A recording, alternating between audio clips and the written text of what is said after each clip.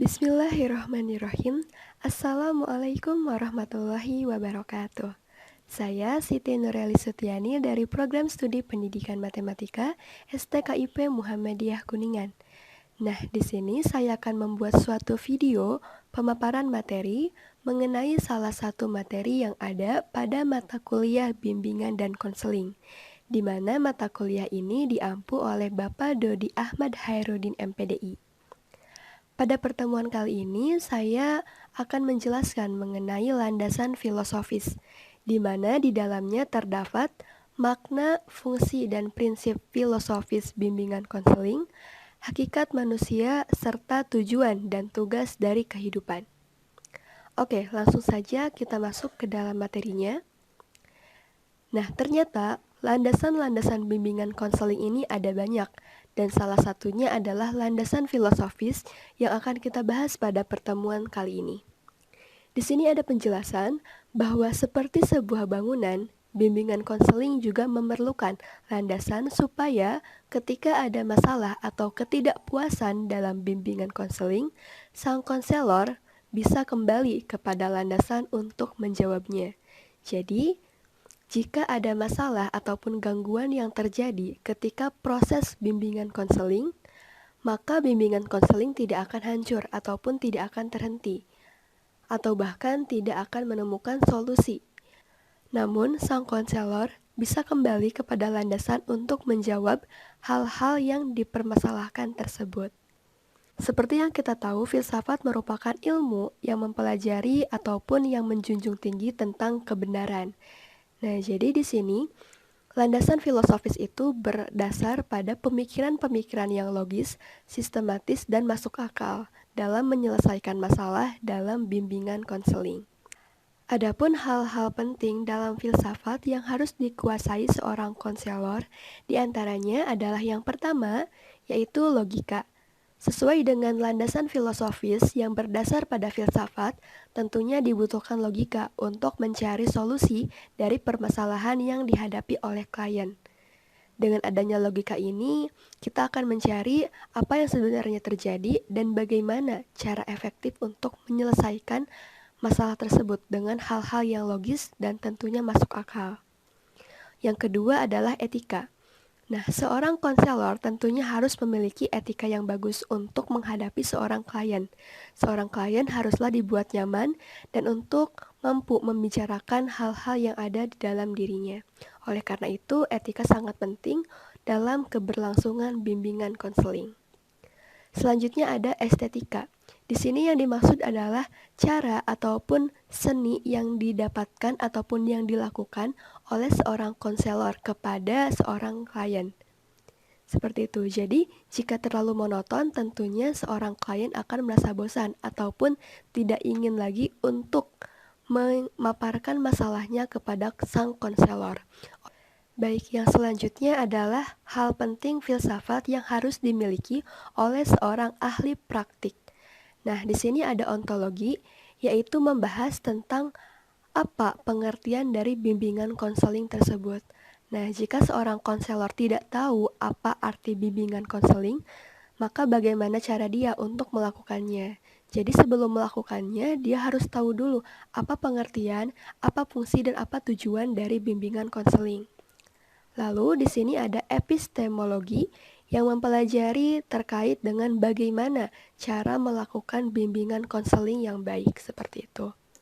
Lalu yang terakhir ada aksiologi, di mana mempelajari tentang untuk apa bimbingan konseling dilakukan, apa tujuannya, apa manfaatnya. Oke, masuk ke pembahasan selanjutnya. Di sini ada makna, fungsi, dan prinsip filosofis bimbingan konseling. Kita bahas dulu yang makna. Nah, di sini ada landasan yang dalam KBBI diartikan sebagai alas, dasar, atau tumpuan. Adapun istilah landasan sebagai dasar dikenal pula sebagai fundasi. Jadi intinya itu adalah dasar ataupun hal-hal yang menjadi fundamental ataupun pondasi dari suatu hal yang lain seperti itu. Lalu untuk filosofi sendiri berasal dari bahasa Yunani yang terdiri atas suku kata philein atau philos yang artinya cinta, dan sophos atau sophia yang artinya kebijaksanaan, hikmah, ilmu, kebenaran. Jadi filosofis berarti kecintaan terhadap kebijaksanaan ataupun kebenaran. Sehingga landasan filosofis, bimbingan, dan konseling adalah asumsi filosofis yang dijadikan titik tolak ataupun titik ukur dalam rangka studi dan praktek bimbingan dan konseling. Jadi intinya itu hal-hal mendasar yang terkait dengan filsafat untuk dijadikan acuan ataupun dasar-dasar dalam melakukan bimbingan dan konseling seperti itu. Oke, kita masuk ke bagian fungsi. Nah, fungsi filsafat dalam kehidupan manusia itu ada 4 di sini. Yang pertama adalah setiap manusia harus mengambil keputusan ataupun tindakan. Nah, dengan kita berfilsafat, itu kita tentunya akan berpikir secara logis ya kan.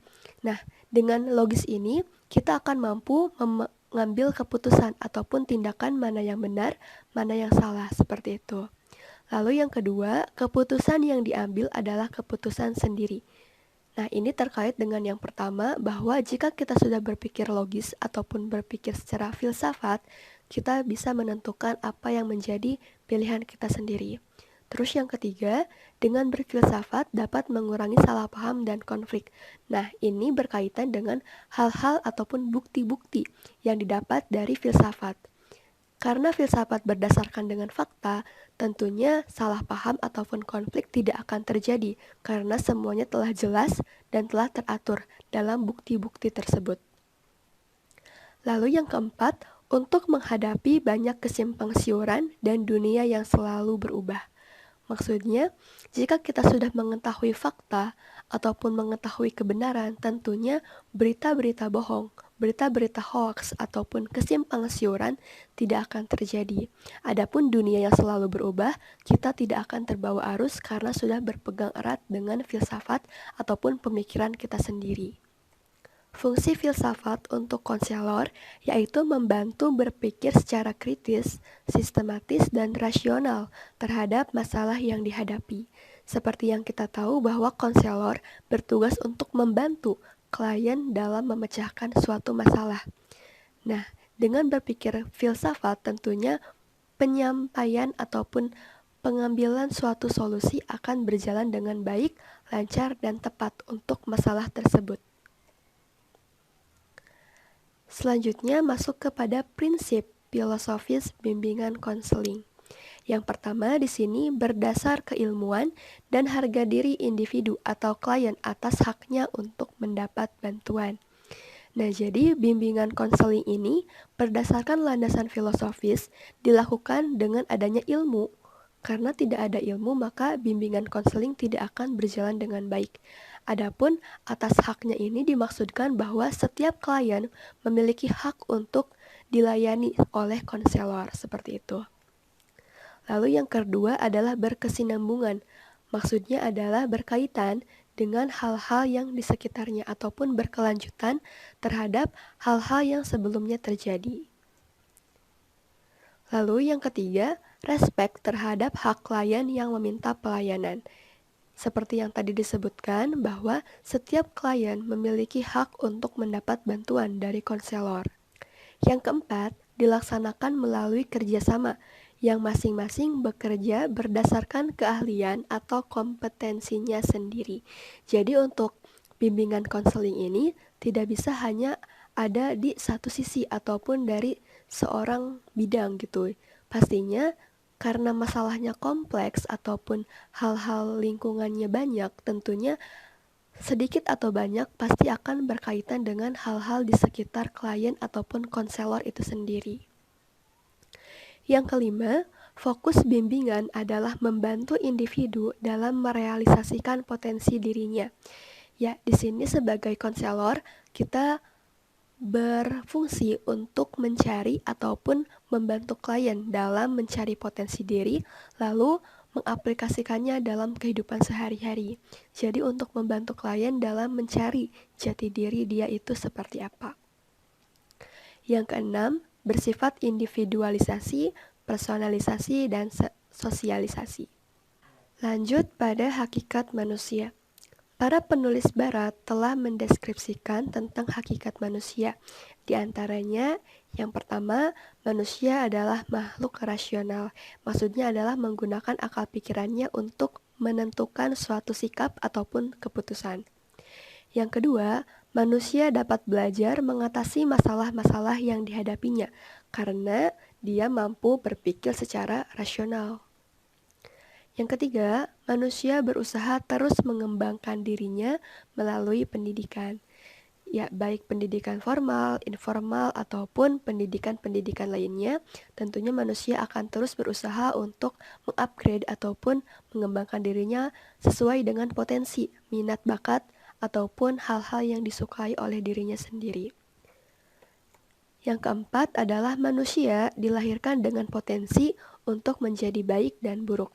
Ini ada di pilihan masing-masing bahwa dia itu akan menjadi seorang yang baik ataupun seorang yang buruk. Yang kelima, manusia memiliki dimensi fisik, psikologis, dan spiritual. Lalu yang keenam, manusia akan menjalani tugas-tugas kehidupannya. Nah, baik itu dia terpaksa ataupun secara sukarela, tentunya seorang manusia tidak akan hanya berdiam diri, melainkan akan melakukan tugas-tugas ataupun kewajiban-kewajiban dalam kehidupannya sendiri. Yang ketujuh, manusia adalah unik. Maksud di sini adalah bahwa manusia mampu untuk memilih ataupun menentukan bagaimana cara dia hidup ataupun bagaimana cara dia menjalani kehidupannya. Apakah dia mau menjadi dokter, menjadi seorang guru, mau menjadi pengusaha, ataupun melakukan hal-hal lainnya, dia bebas dan dia tidak terikat. Makanya manusia dibilang makhluk yang unik. Nah, ini berkaitan dengan yang tadi bahwa manusia adalah bebas merdeka. Dia mampu untuk melakukan segala hal yang dia mau, namun masih terikat dengan norma ataupun aturan yang berlaku. Yang terakhir adalah manusia pada hakikatnya positif. Ya, meskipun tadi di awal disebutkan bahwa potensi manusia adalah menjadi baik dan buruk, namun pada hakikatnya manusia adalah seorang yang memiliki aura positif ataupun hal-hal yang berkaitan dengan hal-hal positif. Adapun manusia melakukan hal yang negatif tentunya berasal dari lingkungan ataupun keterpaksaan yang terjadi pada dirinya sendiri. Masuk pada pembahasan yang ketiga, yaitu mengenai tujuan dan tugas kehidupan. Nah, di sini terdapat 5 kategori tugas dan tujuan kehidupan, di mana masing-masing membawa manfaat bagi tiap individu ataupun masyarakat di sekitarnya. Yang pertama, spiritualitas, yaitu hal-hal yang berkaitan dengan keyakinan serta agama, di mana hal ini akan membawa banyak hal-hal positif serta manfaat bagi tiap individunya, seperti untuk ketenangan diri, kebahagiaan, serta rasa terikatnya diri sendiri dengan penciptanya. Lalu yang kedua adalah pengendalian diri. Nah, di sini tugas dan tujuannya adalah untuk mengenali diri sendiri serta mengendalikannya baik dalam segi waktu, fisik, psikis, serta hal-hal lainnya, di mana pengendalian diri ini akan bermanfaat untuk diri sendiri seperti untuk kepuasan, untuk rasa kepercaya diri, serta hal-hal lainnya berkaitan dengan emosi serta jiwa masing-masing individu. Yang ketiga yaitu persahabatan.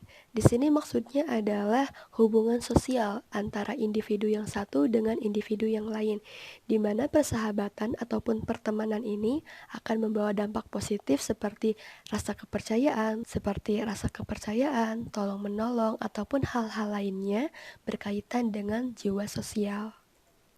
Yang keempat yaitu bekerja. Nah, maksudnya di sini manusia tidak akan mampu hidup jika dia tidak bekerja. Dengan bekerja sendiri, dengan melakukan tugas dan tujuan dari bekerja, manusia akan mampu untuk memenuhi sandangnya, pangannya, serta papannya. Jadi untuk menopang hidupnya sendiri, manusia haruslah bekerja. Lalu yang kelima yaitu cinta atau kasih sayang. Maksudnya di sini adalah rasa kepercayaan terhadap individu lain untuk saling cerita ataupun saling terbuka sehingga individu itu tidak akan merasa tertekan ataupun merasa stres sendiri. Nah, lanjut. Filsafat dasar merujuk pada pandangan tentang manusia dan dalam landasan filosofi ini terdapat pendekatan-pendekatan dalam bimbingan konseling.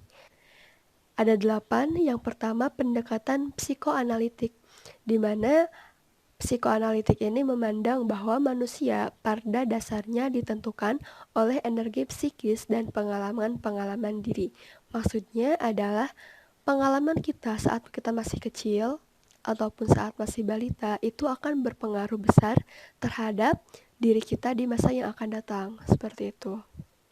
Lalu pendekatan eksistensial humanistik berfokus pada sifat dari kondisi manusia. Lanjut, pendekatan client center, maksudnya memandang manusia secara positif, karena kita tidak tahu masalah apa yang ia alami sampai memiliki masalah lainnya yang harus dikonsultasikan kepada seorang konselor.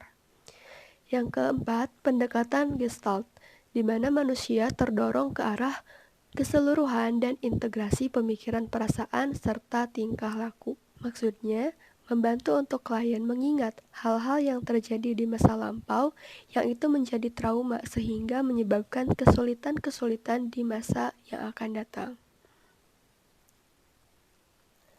Selanjutnya masih pendekatan, yaitu pendekatan analisis transaksional, di mana manusia dipandang memiliki kemampuan memilih.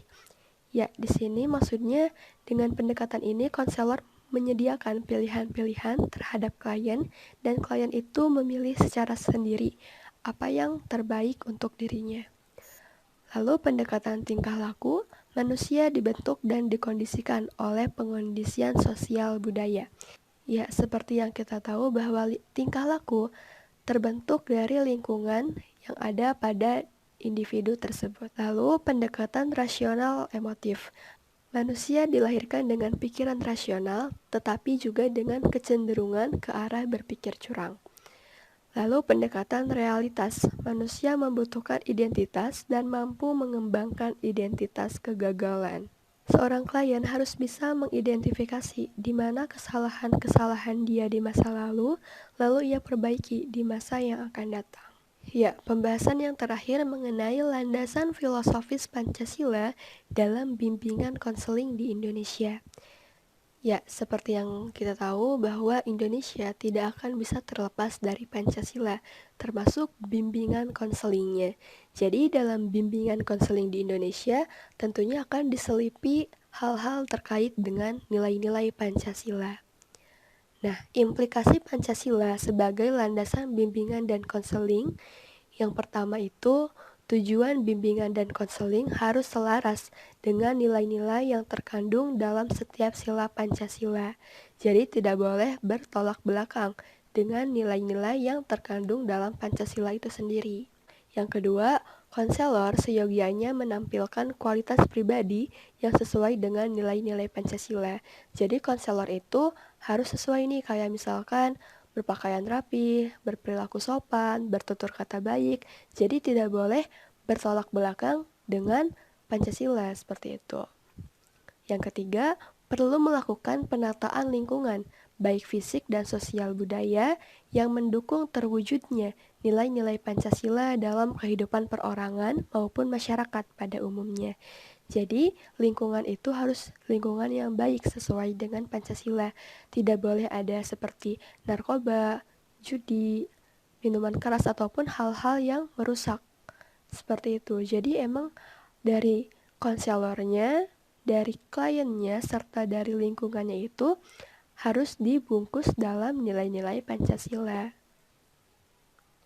Nah, baik, mungkin cukup sekian pemaparan materi pada video kali ini. Kurang lebihnya mohon maaf dan saya undur diri. Wassalamualaikum warahmatullahi wabarakatuh.